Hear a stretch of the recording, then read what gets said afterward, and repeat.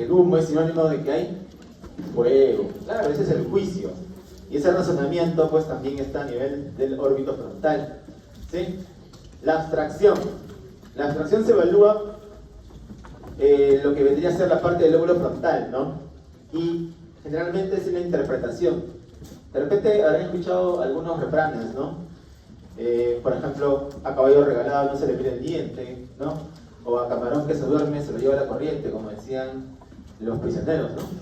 ¿Sí? De esa manera evalúas cómo el paciente le da la correspondencia, le da la interpretación a este refrán que tú has planteado.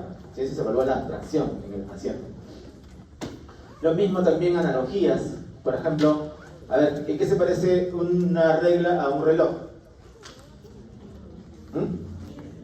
Ya, miren algo, ¿qué más? Tienen un número, claro, ¿no? Eso se evalúa, pues.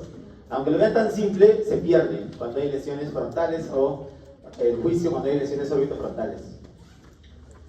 Esa es una forma de evaluarlo, es uno de los tantos tests que existen y se pueden realizar en el paciente a pie de cama. ¿Cuándo me refiero a pie de cama? Cuando el paciente está pues ahí en una sala de hospitalización o de repente está en una unidad de cuidados intermedios, puedes hacer este tipo de valoración, ¿ya? Que es la escala de Moca, ¿sí? Como ahí ustedes pueden observar, existen evaluaciones que van desde la parte visoespacial ejecutiva, la identificación, la memoria, atención, lenguaje, abstracción y también la memoria, la orientación. Ojo, no se sientan tristes si no sacan 30 de 30, ¿sí? Porque siempre fallan. ¿Cómo se llama este animal? Este de aquí. ¿Y este? Ya fallaron, pero tienen 29. ¿Cómo se llama? ¿Camellos? ¿Ah? Eso, se llama dromedario, no se llama camello. Ya sacaron 29. Y por ahí fallan en la resta del 7 y ya sacaron 28. O sea, no se sientan mal, ojo, ¿ah? No se sientan mal, porque hasta cuando se considera no normal, todavía hasta de 27 a 30. Y así que sacas 26 ya estás ahí en el borde de deterioro cognitivo leve. ¿Ya? Así que ten cuidado, eso se llama dromedario. ¿Sí? Y hay otras test que se usan más en enfermedad de Alzheimer, por ejemplo, tenemos el Mini-Mental. De repente han escuchado del Mini-Mental, ¿no? También evalúa orientación, fijación, cálculo, atención, los recuerdos, la memoria, el lenguaje, y también tiene una puntuación total. ¿Sí? Es más interesante este, ¿no? Tiene más cositas. Pero los dos se pueden utilizar. El que es más preciso para deterioro cognitivo leve es este. O sea, si alguien tiene ya un cierto deterioro en alguno de estos parámetros, se va a poder captar con esto. Muy bien. Y ahí acabamos con lo que vendría a ser las funciones mentales. ¿Ya? Ahora vamos a entrar a ver un tema también interesante que de repente han tratado en anatomía o en algunos otros cursos, ¿no? Que es el sistema límbico. ¿Ya? ¿Por qué le llaman de esa manera? ¿Por qué creen que le llaman el sistema límbico? Porque se encuentra en el límite, ¿no? La palabra viene o proviene, ¿sí?, de esta situación que es limítrofe. Ahora, el sistema límbico cumple funciones importantes. Pues. Sin el sistema límbico no podríamos siquiera ser seres sociables tampoco. Porque ahí están prácticamente todas tus emociones, ¿no? Tristeza, depresión, miedo, ansiedad, la agresividad también, ¿no? El control de muchas de las emociones, la ira, ¿sí? Y es por eso que, como dice el dicho, ¿no? ¿Cómo era el dicho en Bolivia? Una imagen vale más que 1000 palabras, ¿no? Yo con ponerles esa imagen, cada uno le está dando una interpretación, ¿sí o no? Que de repente puede variar de acuerdo al grado del estado de ánimo de cada uno, ¿no? A ver, ¿qué cosa ejemplifica este primer rostro? Deseo. ¿Enojo? Ahí está. Por ahí alguien dijo otra cosa, no, deseo. Esa es su cara de deseo, ¿no? Cuando está con su enamorada, no, es su cara de deseo. Pero creo que la mayoría opina que eso es, ¿no? Enojo, ¿no? Sí, no te preocupes, ¿eh? Ojo. Cada uno tiene una interpretación. ¿Y esta otra cara? A ver, el que dijo enojo, ¿qué opina de esa cara? No, el que dijo deseo. Felicidad. Ahí está, ya ves, felicidad, ¿no? Claro, también puede ser una cara de felicidad, ¿no? ¿O no creen? ¿No? No, sí. Ojo, no todos se ríen de la misma manera, ¿no? Por ejemplo, aquí lo veo triste, pero él está riéndose. ¿Sí? O sea, puede dar la apariencia de que está triste, pero dentro se está riendo, ¿no? Muy bien. Esta de aquí, esa es la cara que pones cuando ves a tu enamorado, ¿no? Es al aprobar fisiología, ¿no? Un trauma, un maestro, ¿no? Cuando probó neuronato. Así lo ves, ¿no? ¿Ya? A ver, el que dijo que esto era felicidad, ¿qué opina? Enojo. Enojo. Claro, cuando tu enamorada sabe, ¿no? Que eres culpable, te mira así también, ¿no? Claro, muy bien, muy bien, bueno. Claro, esa es la mirada que te quiere dar, ¿no? De alguna forma caer, hacer pisar el palito, ¿no? Y esta, ya es así, pues. ¿Es así es? Tristeza. Pero acá, ¿allá qué opina él? Preocupación. También, ojalá te pise, ¿no? Así está, ¿no? Muy bien. Entonces, los seres humanos nos comunicamos en base a emociones, ojo, somos prácticamente reflejo de nuestras emociones. Es por eso que nuestro rostro va de alguna forma a ser compatible con cada emoción que vamos a sentir. ¿Sí? Es por eso que existen también enfermedades donde se altera de alguna forma la expresividad del rostro. Hay pacientes que pueden estar felices y están con la misma expresión facial, están tristes, alegres y están con la misma expresión facial. ¿Y cuándo ocurre eso? Por ejemplo, para que más o menos sepan, ¿no? En la enfermedad de Parkinson. En la enfermedad de Parkinson el paciente entra en lo que se denomina hipomimia facial. Tú le preguntas, abuelito, ¿estás enojado? No, estoy feliz, pero su cara es de enojo. ¿Por qué? Porque no puede hacer mucha gesticulación, ¿ya? Como muchos de ustedes la realizan. Muy bien, ya sabes que viene la palabra limítrofe, va a estar constituido por un circuito neuronal que controla el comportamiento, que controla las emociones, ¿sí? Y la motivación. No te olvides esas tres cosas por las cuales va a estar regulando pues todo este sistema límbico: la emoción, la motivación y el comportamiento, ¿sí? Ahí vemos en azul estructuras que van a formar parte de este sistema límbico. Mira, si te das cuenta, ¿esto qué cosa es? El órbito frontal, pues. ¿Ves? El órbito frontal forma parte del sistema límbico. Todo esto es el giro del cíngulo, la parte anterior, la parte posterior. Por acá está la corteza parahipocampal, la amígdala dentro de los temporales, parte del lóbulo temporal, el fornix. Todas esas estructuras van a formar parte del sistema límbico, además del hipotálamo, claro está, ¿no? Ahí nuevamente para que puedas evidenciar que estas estructuras están en íntima relación. Desde la amígdala, ¿sí?, hasta el hipocampo. Miren, toda la información va a transcurrir en este sistema. Ya si lo queremos ver un poquito más esquemático, ¿no? Para que no te resientas, puse una imagen de tu gaito, y ahí está. Si se dan cuenta, todo lo que es corteza está rodeando a todos estos núcleos. Pero ¿cuál está en el centro? El hipotálamo. ¿Ya? El hipotálamo es una estructura muy importante dentro de todo este conglomerado de núcleos.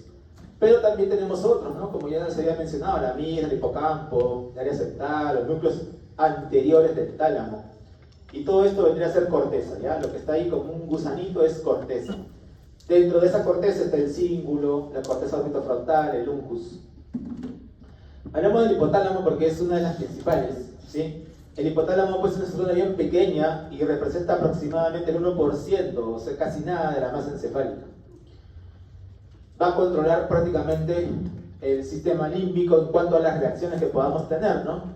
Ya que posee muchas vías de comunicación, o sea, hay salidas y hay entradas. Por ejemplo, va a enviar la información al tronco encefálico, hacia los núcleos reticulares, hacia la protuberancia. ¿Para qué? Para poder controlar los nervios, ¿no? Uy, ¿qué pasó? También van a mandar proyecciones superiores, ¿sí? ¿Hacia dónde? Hacia arriba. ¿Qué está por encima del hipotálamo? Está el tálamo, ¿no? El del encéfalo. Y también hacia el infundíbulo hipotalámico, porque hacia el infundíbulo vamos a encontrar una glándula también muy importante en el control metabólico, en el control hormonal, que es la glándula, y hipófisis, ¿sí? Hipófisis. Muy bien. Y ahí está. Esto es el infundíbulo hipotalámico, ahí está la hipófisis, ¿ya? Hacia arriba están los tálamos y hacia la parte posterior todos los núcleos del RAFE, ¿no? Los núcleos protuberenciales. Igual aquí, ¿no? Aquí pueden ver cómo neuronas del hipotálamo van hacia la hipófisis. Acuérdate que el hipotálamo produce las hormonas liberadoras. La mayoría de hormonas que produce el hipotálamo son liberadoras de otras hormonas a nivel de la hipófisis. Pero también produce inhibidoras, ¿ya? O sea, produce de las dos, ¿sí? Y eso lo vas a ver cuando estés en la parte de endocrino, solo para que ya conozcas algo.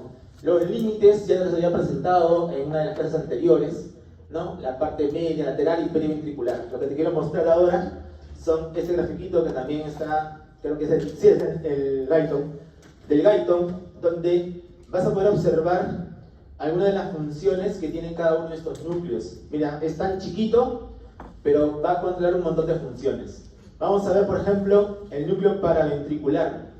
Paraventricular produce gran cantidad de oxitocina y menos cantidad de antidiurética. Ojo, la mayor proporción es oxitocina. Y también va a estar involucrado en lo que es la saciedad. Es cuando tú dices, ya no voy a comer más. ¿Sí? Cuando hay alteración a este nivel es cuando no se activa la saciedad. También tenemos, por ejemplo, ¿no? El opuesto, que es el supraóptico. El supraóptico produce la mayor carga de vasopresina. Gracias a la vasopresina es que tú puedes controlar el agua, ¿sí? Es por eso que nosotros podemos sobrevivir de repente en temperaturas extremas, ¿no? ¿Te has preguntado en algún momento cuando has realizado deporte expuesto al sol, por ejemplo, una pichanga, cuando vas al baño, cómo orinas?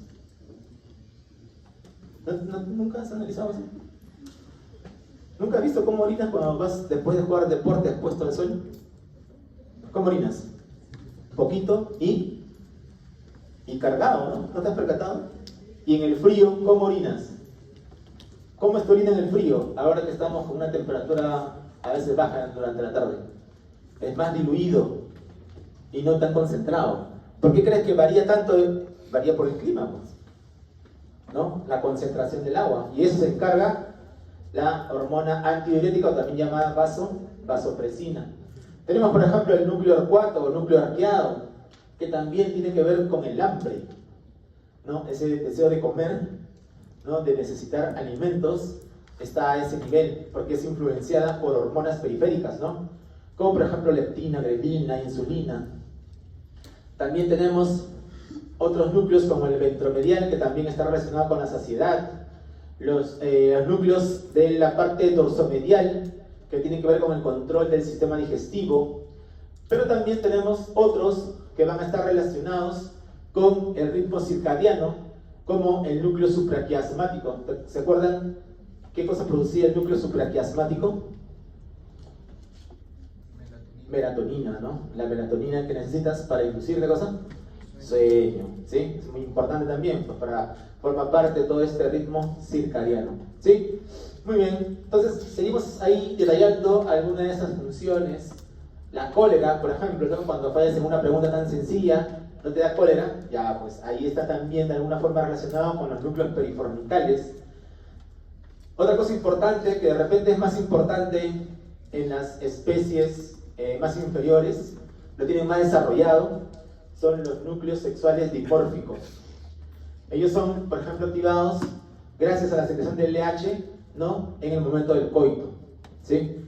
Eso es lo que genera, pues, la atracción hacia el género contrario, ¿ya? Está ahí, en esos núcleos. Por eso se denominan de esa manera.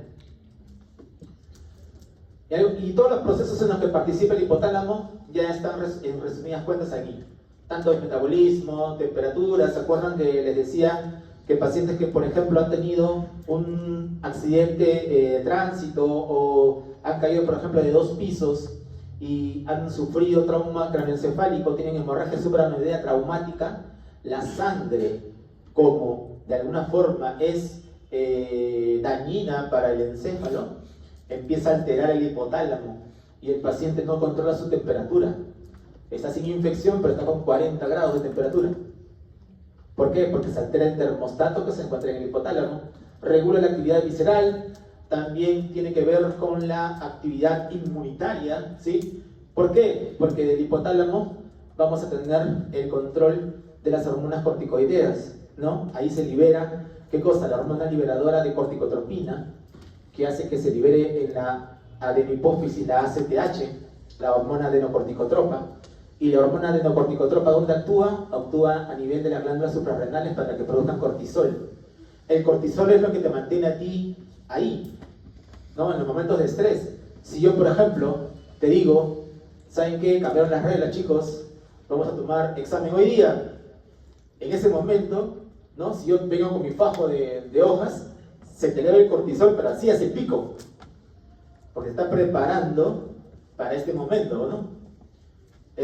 Toda situación de estrés genera pico de cortisol, ¿ya? Cuanto más estrés tengas, vas a tener más picos, porque te está preparando, ¿ya? Y en la reproducción, como ya les habíamos mencionado, así como el ritmo circadiano. Uy, ¿qué fue? Ya. Otra estructura es el hipocampo. El hipocampo forma parte, pues, de todo el lóbulo temporal, de la parte mesial. ¿Por qué le llaman hipocampo? Porque en la mitología se le denominaba así a quién, a ese animalito que está ahí, ¿no? Al caballito. ¿No saben qué animalito es eso? Caballito de mar, ¿no? Muy bien. Este hipocampo va a tener múltiples conexiones, tanto con la corteza límbica, el propio hipotálamo, los cuerpos mamilares, la propia amígdala, para poder regular todo lo que vendría a ser también parte de las emociones y sobre todo también vinculado con la memoria emotiva. ¿A qué me refiero con eso? Por ejemplo, es un ejemplo, no quiero provocar de repente pena en alguien, ¿ya?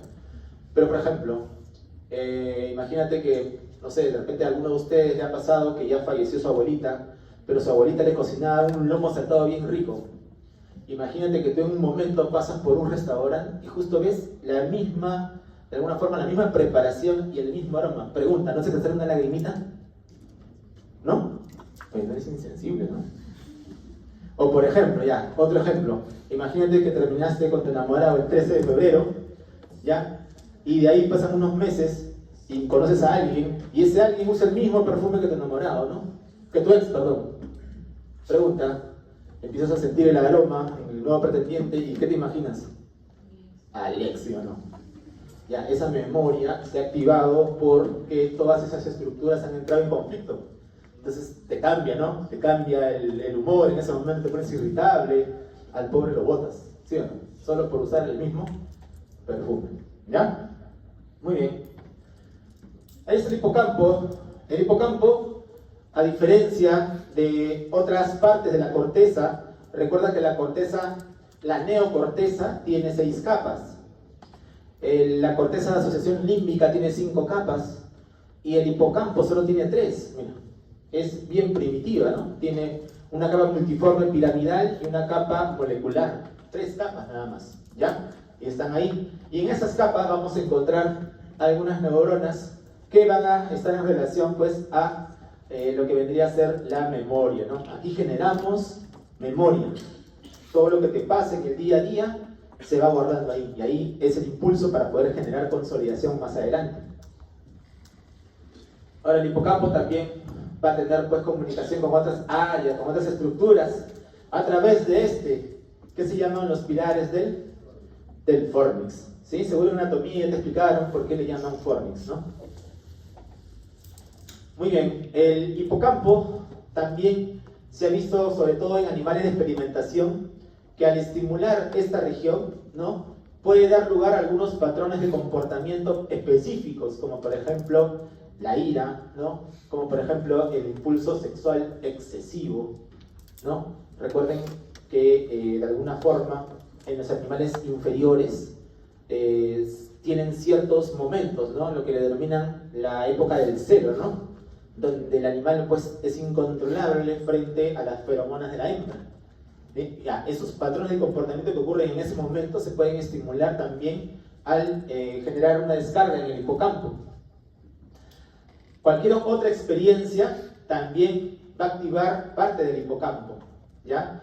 Cualquier experiencia como las que les he contado, ¿no?, ya sea olfatoria, ¿no?, ya sea gustativa, ¿sí?, que pueda generar un recuerdo. Se ha visto pues que animales o personas también, sobre todo, que han sufrido daño por traumatismo, de repente por infección o por epilepsia, eso se vio también en pacientes epilépticos, ¿no? Hace muchos años, cuando se trataba de implementar la cirugía para pacientes epilépticos, justo en uno de ellos le retiraron parte de esa estructura del hipocampo y se dieron cuenta que ya no formaba memoria. Desde ahí ya se fue estudiando todo esto, ¿no? Por eso dicen, la extirpación bilateral puede provocar, ¿qué cosa? Amnesia anterógrada. Y el hipocampo es importante porque va a traducir memoria a corto plazo a memoria a largo plazo, o sea, se encarga de la consolidación de la memoria, ¿sí? Pero para tener consolidación de la memoria, yo les dije que necesitamos una cosita más. Aparte de dormir, empieza con M, sigue la O.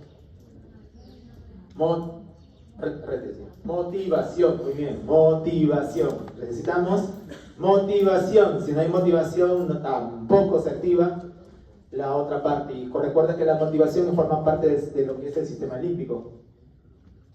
La amígdala, no pienses que es esa amígdala que tienes ahí en la parte posterior de tu vía aérea. No, hay una amígdala en los temporales. Y esta amígdala está conformada por un conjunto de núcleos, ¿no? Se va a encargar de todo el procesamiento y reconocimiento de emociones, de los comportamientos. Ojo, la amígdala es indispensable para toda respuesta de miedo. Por eso que los animales a los cuales se le extirpa la amígdala pierden el miedo. ¿Te imaginas no sentir miedo? El miedo, ¿por qué es importante? ¿Ok? Nos protege, ¿no? Claro. Y el miedo también es el camino al lado oscuro, ¿no? Claro, el miedo, por ejemplo, si no tuvieras miedo, ¿qué harías? Si, por ejemplo, ves un enchufe ahí que está... ¿no? Vas, metes el dedo, ¿no? Encima le echas agua a tu manito y vas, lo tocas.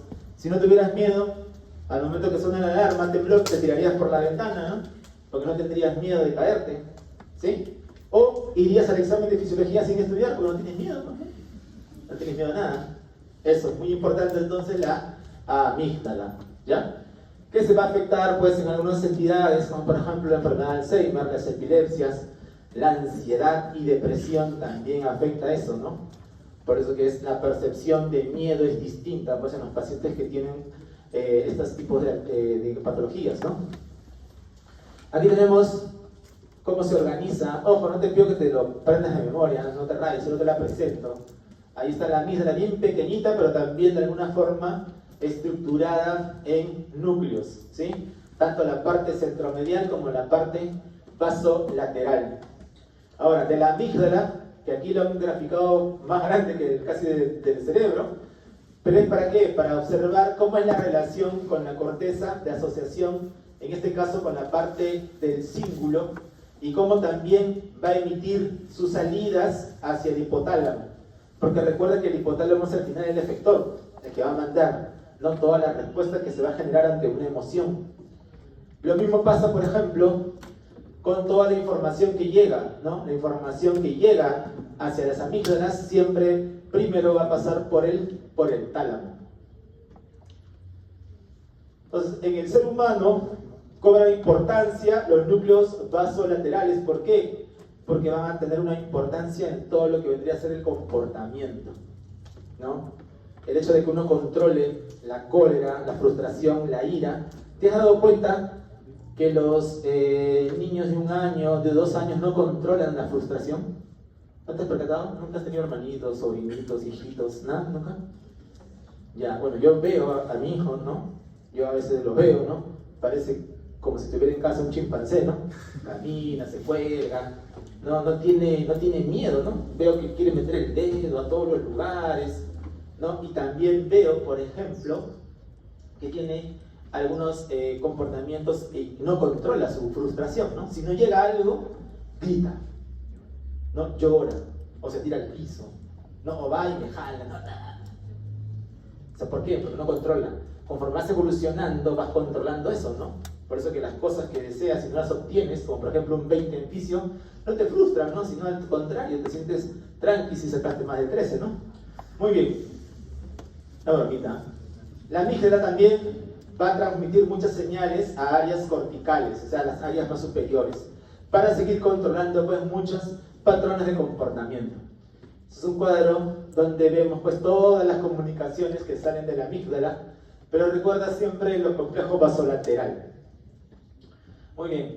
Se ha visto también que al momento de estimular en los macacos las amígdalas, podemos desencadenar movimientos involuntarios, ¿ya? También se ha visto que da lugar a algunos tipos de reacciones como las reacciones de recompensa, las reacciones de placer, ¿sí? Lo mismo se ha visto que pasa con el ámbito sexual.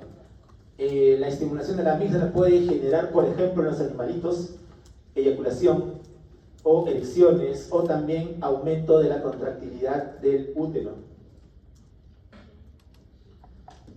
Entonces, cada vez bien, por ejemplo, en este gráfico, ejemplifica una parte de la amígdala que está activado y cómo está en relación a la expresión de distintos rostros, ¿no? Creo que aquí sí nos damos cuenta que aquí está medio feliz y de luego ya está con miedo, ¿no? Y ese miedo pues que se produce a ese nivel, ¿no? Controlado por esta estructura. Siempre alguien pues quiere hacer algo con los pobres macacos y lo que hicieron fue extirparle las amígdalas, ¿no? Y se creó este síndrome, es el síndrome de Kluver-Bucy, ¿no? ¿Qué es lo que tiene? El pobre animal, ¿qué cosa pierde? Carece de temor. Recuerda que el temor es algo que nos hace de alguna forma sobrevivir, pues, ¿no? Nos protege de las causas. Hay curiosidad por todo, ¿no? Son como los chiquitos, no tienen curiosidad por todo. Olvida porque no puede, no le da el impulso de motivación para poder guardar recuerdos y todo se lleva a la boca, ¿no? Como en una etapa, ¿no? ¿Te acuerdas de esta etapa que todo te llevas a la boca? Ya, pues igualito, ¿sí? Porque estás en desarrollo ahí, pero ahora es por extirpación y aumenta el impulso sexual. Pero ojo, en los animales, ¿ustedes alguna vez han visto el National Geographic, esas cosas que salen? Animal Planet. ¿Han visto, no? Cómo el león busca a la leona, ¿no? Su apareamiento es entre la misma especie. ¿O han visto alguna vez al león corriendo detrás de la mona? Para comérsela es otra cosa, ¿no? Pero no para reproducirse. Cuando un animal pierde la amígdala, ya no le importa con quién, ¿no? Tú le pones al macaco de repente una gallina y va a perseguir a la gallina. ¿Por qué? Porque ya pierde muchas de estas funciones, ¿no? Que están relacionadas también con la parte sexual, ¿no? Entonces la amígdala se va a encargar de todo el comportamiento, ¿sí? También a nivel semiconsciente.